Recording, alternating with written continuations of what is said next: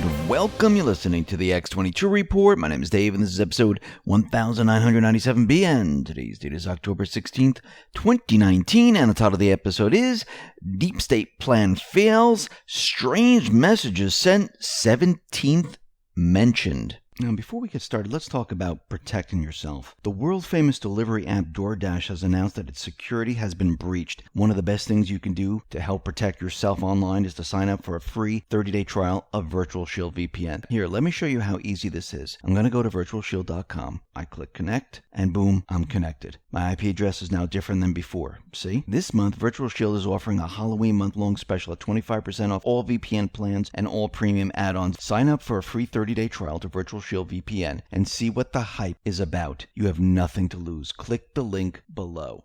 Let's get into the economic collapse, political and geopolitical news. Now, we have just seen the deep state fake impeachment plan go down the tubes. No vote.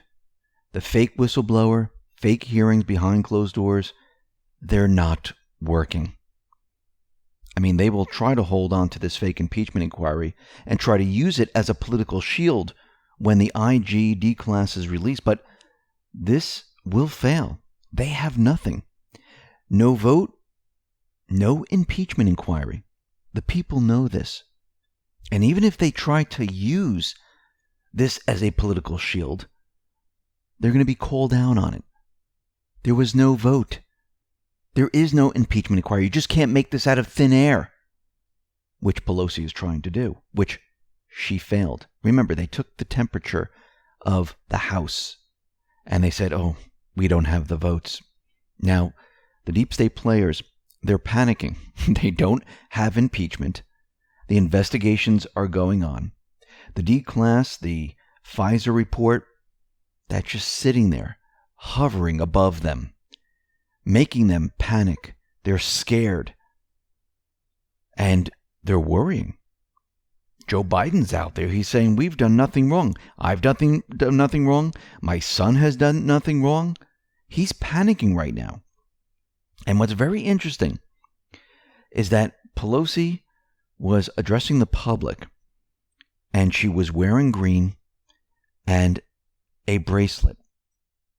And we had Joe Biden, who was talking about getting Trump out of office, and he kind of flubbed and mentioned the number 17, and then he corrected himself. We'll be talking about this a little bit later in this report. But first, a top diplomat testified that the Obama administration, not the international community, orchestrated the Ukraine prosecutors' firing. So who is this top diplomat? This is George Kent, a State Department official who works on the agency's Ukraine's portfolio, directly contradicts claims that the Obama administration was merely following the lead of the so-called international community in demanding the firing of Viktor Shokin.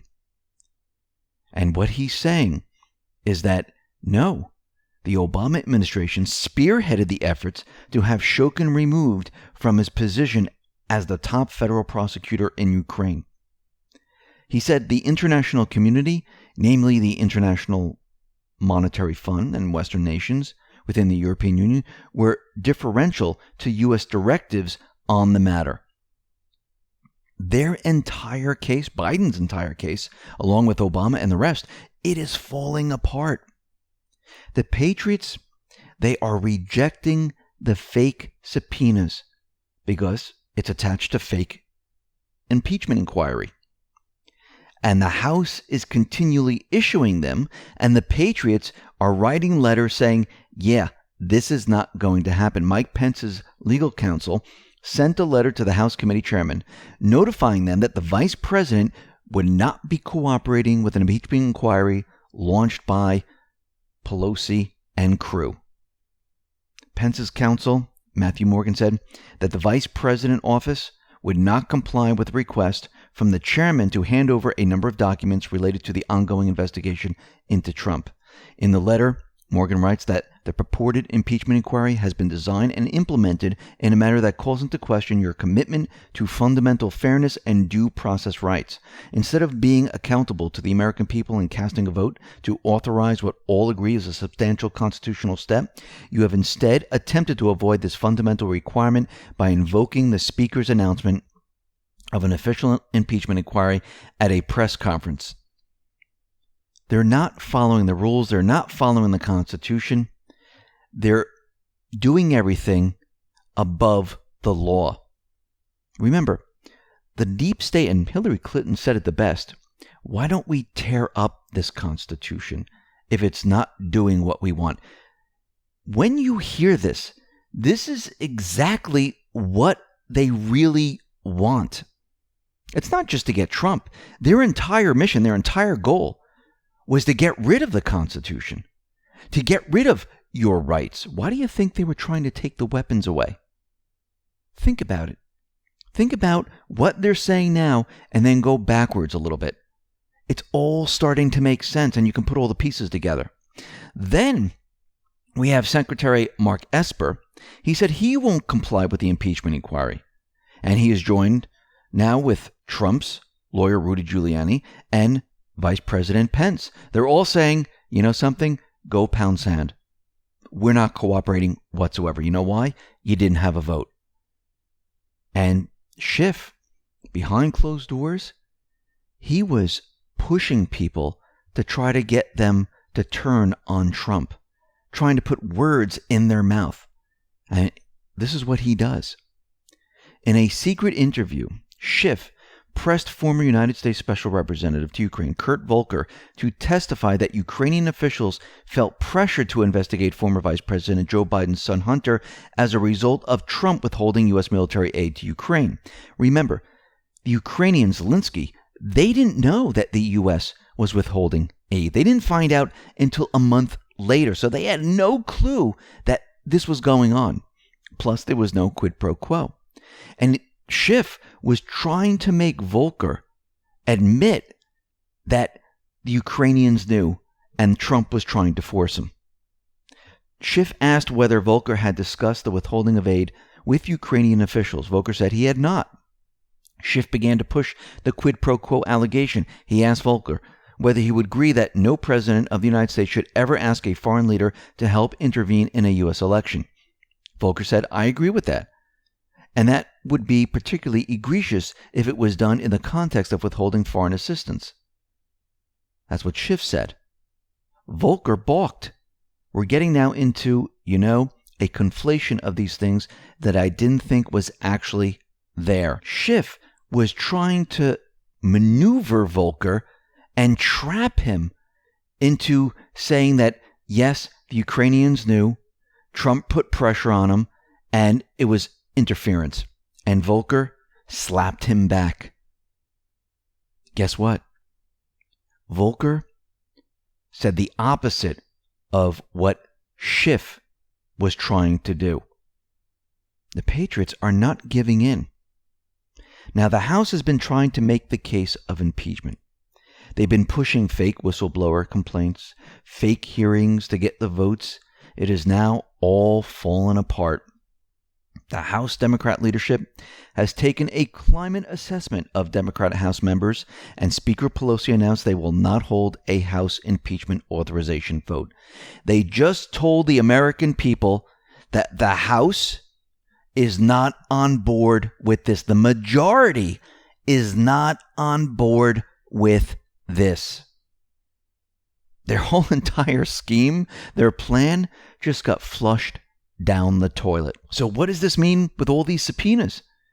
Well, since there's no vote now, and she came out and said they don't have a vote, all the subpoenas do not carry a penalty for non-compliance because there really isn't an impeachment. The whole thing just fell apart. And guess what? What are they going to do now? No one is going to cooperate because everyone knows now that these are not subpoenas. Why do you think Pence, Giuliani, Trump have been pushing back? Nancy Pelosi just cannot decree an official impeachment inquiry. and as a consequence, nullify a constitutional firewall between the legislative branch and executive branch. She's just shown that she just created all of this, and it's not real. Trump tweeted out the following: "What is happening to the President Trump with impeachment is a constitutional travesty. At Graham Ledger, the likes of which we have never seen before. It is Adam Schiff and Nancy Pelosi who should be impeached for fraud." And I agree with that. Now, the Ukraine investigation is ongoing. They're investigating Biden, Hunter Biden, Obama, Hillary and her server. And we know the server is in Ukraine. We know that CrowdStrike, they're the ones who have the server. Trump is continually reinforcing this. He wants people to understand that we need to see the server. We need to find those emails, which we do believe is on the server.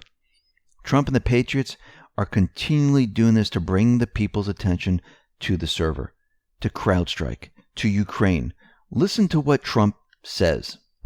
Pure corruption. For instance, I still ask the FBI, where is the server? How come the FBI never got the server from the DNC? Where is the server? I want to see the server. Let's see what's on the server. So the server, they say, is held by a company whose primary ownership individual is from Ukraine. I'd like to see the server. I think it's very important for this country to see the server. Nobody wants to see it. The media never wants to see it, but I'll tell you, Republicans want to see it. And that's why he's continually repeating this. He wants everyone to understand that we found the server. It's in Ukraine. Now, we know the Patriots are pushing the deep state to use ammunition. The Pfizer report was supposed to be released on the 18th. Then Maria Bartiromo said maybe later this month. Now, of course, this is disinformation. They're trying to get the deep state to use ammunition. And Trump is building the narrative. Trump is now letting everyone know that the IG Pfizer report is due out soon. And it implicates Obama and others. And he says it's just horrible. Take a listen to what he said. The IG report's going to come out soon, and we'll see what happens. I think I know nothing about it in terms of the report. I'm waiting for the report like everybody else, but I predict you will see things that you don't even believe, the level of corruption, whether it's Comey, whether it's Strzok and his lover Page, whether it's so many other people, McCabe, whether it's President Obama himself. Let's see whether or not it's President Obama. Let's see whether or not they put that in. Wait a minute. If you notice, he said Obama a couple of times. He said it was horrible. Many other players are involved in this. And the reporter seemed a little shocked about this.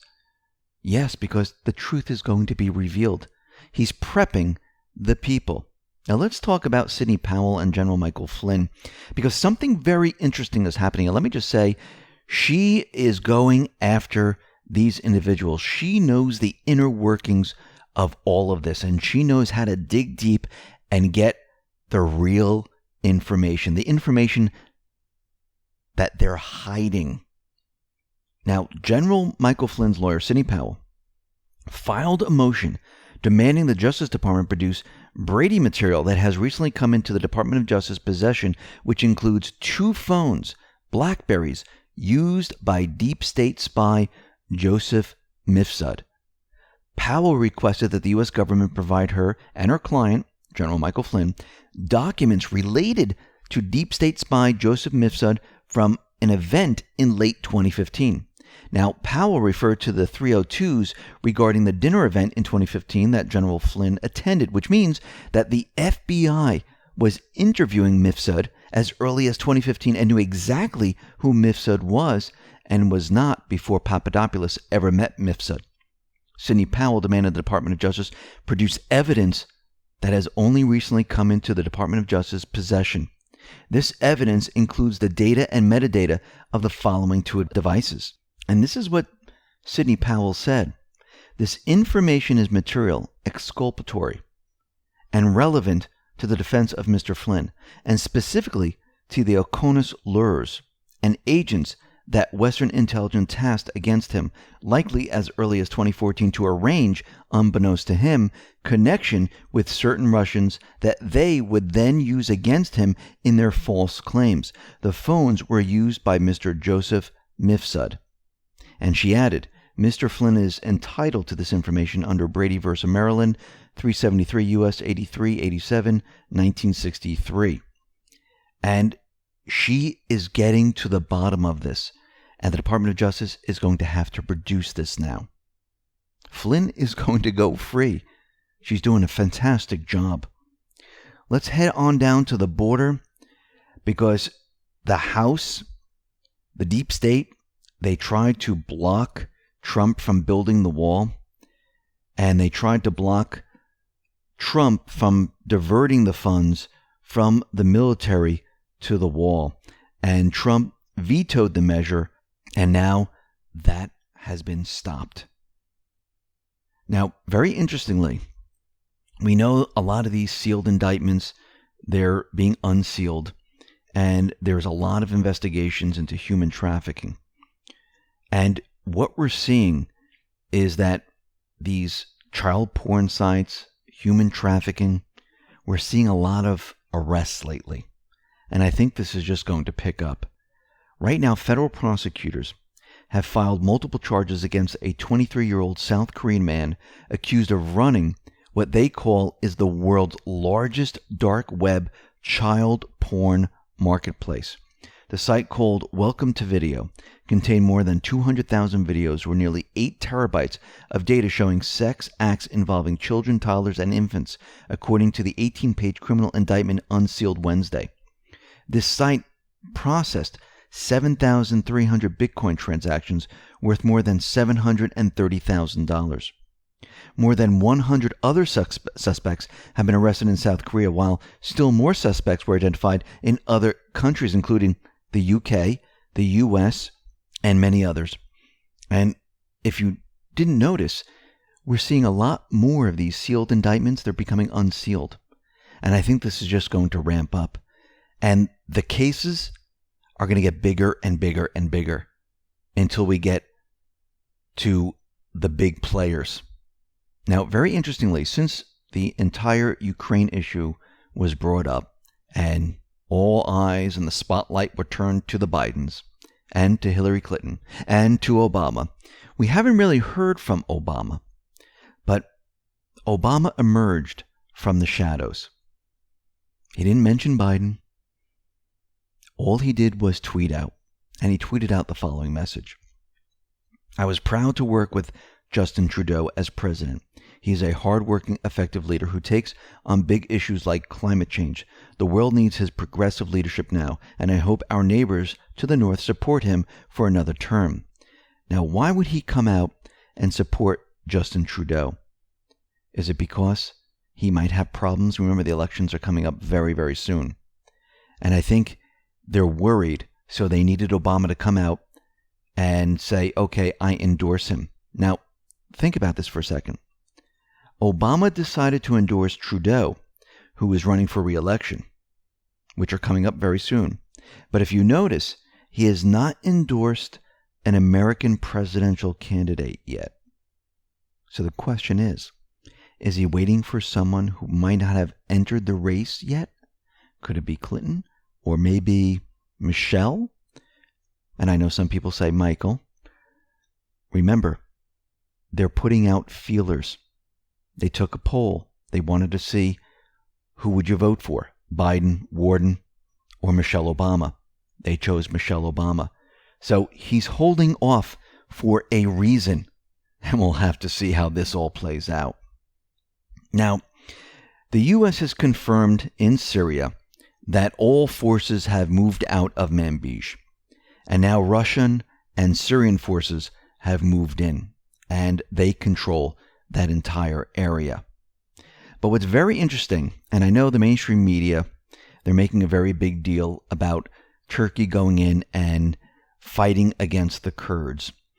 And they're saying, well, the Kurds are good people and this shouldn't be happening and we need to stop this. But you need to remember, the mission of Turkey, and I do believe this is coordinated between Trump and Putin and Erdogan, but remember, optics are very important, and this is why Trump is out there saying we condemn this, that we're placing sanctions on Turkey, and he's even hitting back at the mainstream media, and he's calling them out on their fake footage, and we can see that there is definitely something else going on in Syria right now. Now, we know the deep state, they created this war. And we know they controlled certain factions, certain paid mercenary armies within Syria. And that would be al-Nusra, Al-Qaeda, Islamic State, the Syrian forces, the PKK, and the rest. And what they do in Syria to distract from who is really fighting who is they rebrand different groups so you don't know who's who. They did this when they were called out when they were supplying weapons to Al-Qaeda. They rebranded them the Syrian Revolutionary Forces. Then they went ahead and, since they were taking over the Kurd area where the PKK was, which is a terrorist group, they rebranded them to the Syrian Democratic Forces. And this is actually backed up by General Raymond Thomas, the commander of U.S. Special Operations Command. And he explains how they knowingly whitewashed the U.S. designated terrorist group PKK in order to arm and support them in Syria. They rebranded them to the Syrian Democratic Forces. Turkey, Erdogan, right now, is in there removing the Syrian Democratic Forces. This is a group, which is the paid mercenary group of the intelligence organization. They're the ones who've been holding down the territory and controlling what was going on. The Kurds, the everyday Kurds, they're not really dealing with them. They're not dealing with the Syrian population. They're pushing them back and removing them, removing their black sites. Remember, Turkey has millions and millions of Syrian refugees in their country. Their instructions back when Obama was president was to release them into Europe. This was a Soros mission to blend Europe. Since that has fallen apart, Turkey wants to return all these Syrians, and they want to get rid of these intelligence paid groups, which they just rebranded into a different name. It's a trick. That's what we're watching here. And what's very interesting is that the U.S. coalition forces, they were leaving the bases, and they decided to destroy them as they were leaving. Because, again, we have Macron, we have Merkel, and many other leaders. They don't want anyone to find out what they were really doing there, so they're destroying all the evidence as they are leaving. And once again, Trump is letting this play out. There's no reason for the U.S. to get involved. And again, once everything is said and done, there will be negotiations and there will be peace. And all those refugees will be returned to Syria. Syria and the Kurds will work together. The Syrian Democratic Forces, aka PKK, they will no longer be in control. Now, very interestingly, and we talked about Ivanka, where she sent out this tweet, and it was a picture of her son and her husband, and there were Star Wars toys there, and she says, "The Force is strong with my family." Comey responded to this about Star Wars toys, that he kind of signaled that, yes, the family, Trump, they were off limit for assassination, but it seems that is back on. Now we have something that kind of backs all this up. House Speaker Nancy Pelosi is wearing a bracelet with a bullet and orange beads. Natalie Andrews tweeted this out and says she won't stop bringing up the need to pass legislation expanding background checks for gun purchasers. Talks with the White House have stalled, just like we thought they were going to stall. But that's not the important part. When you look at her and what she's wearing, first of all, she has this bracelet with like bullets, which look like bullets, and orange beads between them. So the orange bead represents the orange man. Bullet means take him out. Then she's wearing green, which is a green light. They have the go-ahead. What just failed? Their impeachment vote. Their impeachment inquiry is down the drain. Then we have Biden. Now, he messes up when he speaks. And he said something, and the reaction on his face was, oh, I was never supposed to mention the number 17. Take a listen to what he said. It's so important to remove this man from office. On the 17th, look, the fact that from office. On the 17th, look, remove this man from office. Now the question is, why did he mention number 17? Because 17 corresponds to the letter Q in the alphabet. Q uses this quite often when Q posts. And we know that the FISA report was slated to be released on the 18th. Were they planning something on the 17th? Maybe. Now, it doesn't mean this is going to happen on the 17th, but I think they were planning something, and he caught himself.